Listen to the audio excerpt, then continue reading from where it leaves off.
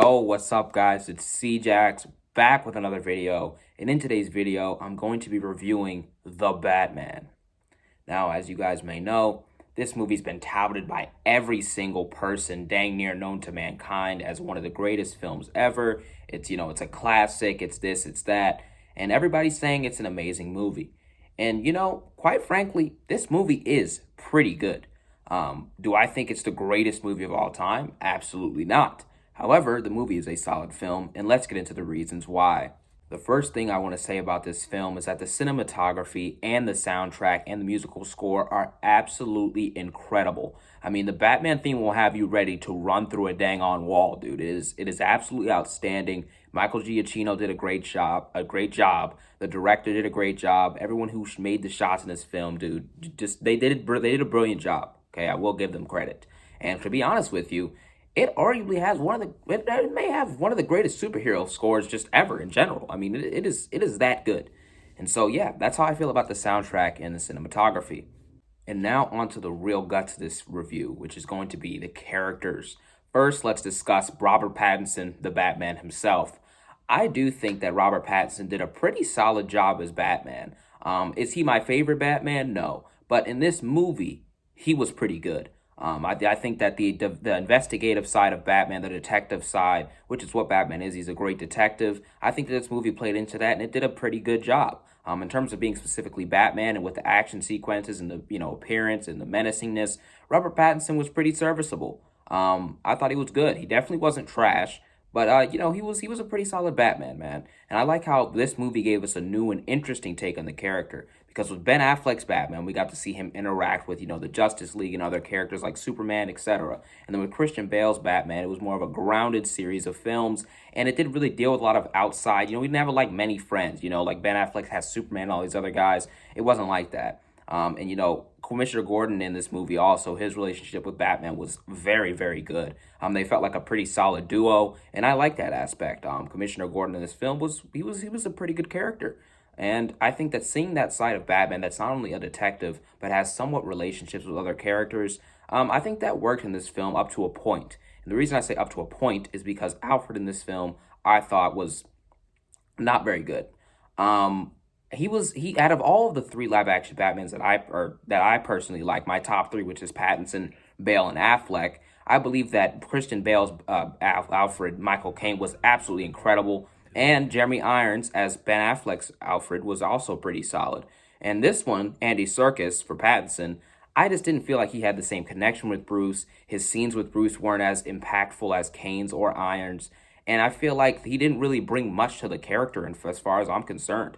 Andy Serkis is a great actor, obviously, but in terms of bringing stuff to Alfred, I don't know if he really did a really great job of that. Because Michael Caine, like I said, was incredible. He had that scene in The Dark Knight, and he had scenes in The Dark Knight Rises that are just peak.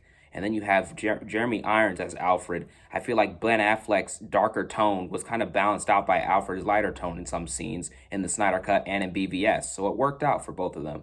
But this Alfred, I thought it was pretty underwhelming, quite frankly. And also, for Robert Pattinson's Bruce Wayne, it's something that, it's going to be a mixed aspect among fans, I feel like. Because the way that he was portrayed in this film as kind of an emo reject kind of guy, I don't know how that's going to work with a lot of fans, but for me personally, I was not really a huge fan of it. I thought that it was new, it was something interesting, but I didn't really enjoy it, quite frankly. It's not how I viewed Bruce Wayne, and to see him like that was not something that I really enjoyed. Now, I want to talk about the Riddler, Catwoman, and the Penguin. So, first off, with Catwoman, right, played by Zoe Kravitz, I thought she did a pretty good job in this film. I think that the elements of Selena Kyle, the thievery, the cunningness, all that stuff, I thought it was all there. And honestly, the performance by Zoe Kravitz was pretty dang solid, if I don't say so myself. But the only thing that I did not really enjoy about the character of Selena Kyle, and even it's a thing with Robert Pattinson's Batman as well, is the fact that their chemistry on screen together, I'm not sure if it really worked for me, man. And we'll get back to this later on in the interview. But those two characters together, I mean, they're great actors, obviously, but them two being on screen together, I feel like their relationship was very forced and their bond was forced as well. And later on in the movie, they play on it a lot in the third act, and that's where I think the movie starts to fall off. because I'm not really invested in the relationship between these two characters because we just met both of these characters. So for them to use these characters as such a big, play in the last act was kind of made the last act a little bit underwhelming. But next, let's discuss the Riddler. The Riddler in this film, I have to say, guys, I was not a huge fan of the Riddler. I thought that he came off as weird, and yes, I guess the character is supposed to be weird, but I was more interested in a more serious take on the Riddler, and him coming off with his weird laugh and the way he was talking in that jail cell. It was just off. It was just off to me, man. I don't know what it was about it, but it didn't work. And I think that Heath Ledger's take on the Joker was different and unique, but it was unique and different in a good way and in a historic way. And from the Riddler, we do get a little bit of a unique take and a new take on the character.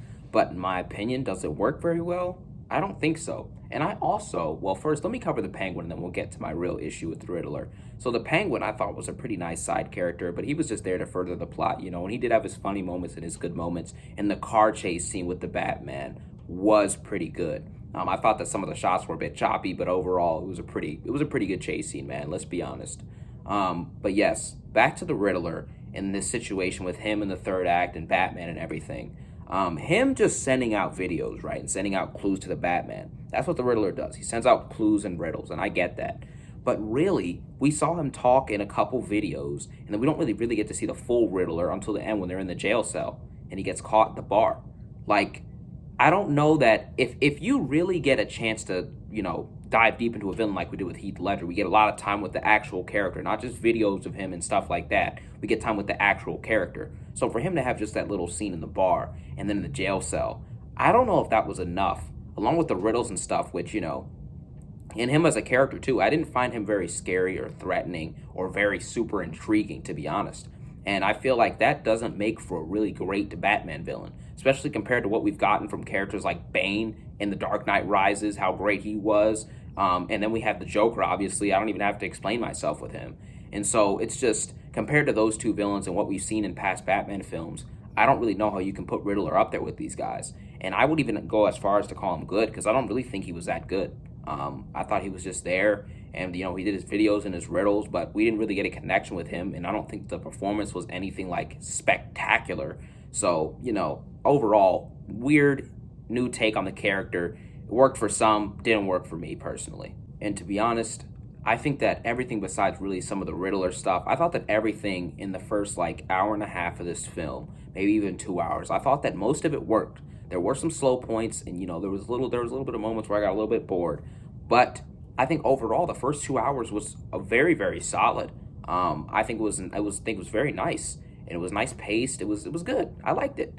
And then you have the big twist, the twist that's been led up to all film. The Riddler says, I'm gonna unpack the Gotham secret. It's gonna be a big secret, this and that. And the secret is basically that Bruce Wayne's dad hired somebody to get the reporter killed that was putting dirt out on his name or whatever. And I don't really think that if you're going to build up that much throughout the movie, and we don't really get any really real background on Bruce's parents or anything like that until that scene.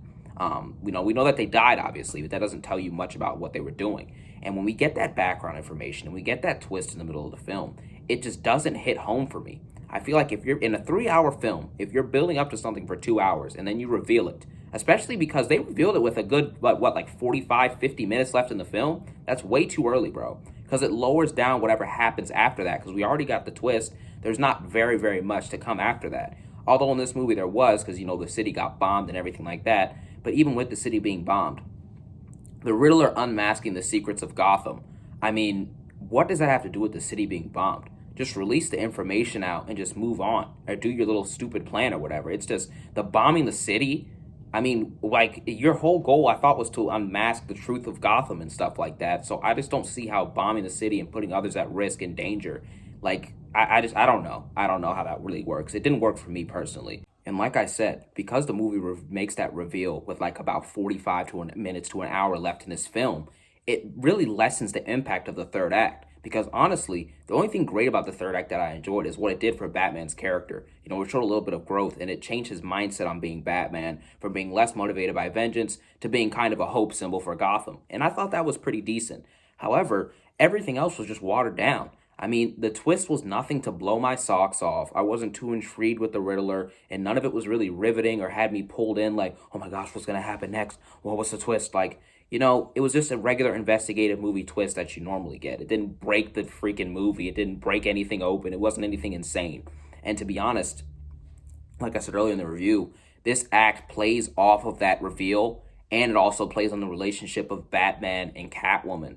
And I don't think that their relationship was strong enough. The chemistry wasn't strong enough between the actors to carry the last part of that film. It just wasn't. And to be honest, I think the final action scene as well was also kind of underwhelming as far as I'm concerned.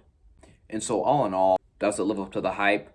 I don't think so, but it's still a pretty solid film. So I would give it around like a 7.5, maybe an 8. I'm leaning more towards 7.5 though. The movie is pretty solid. But yeah, that's my thoughts on the Batman. That's my review of the movie. As always, feel free to leave your thoughts in the comment section below and have an amazing day.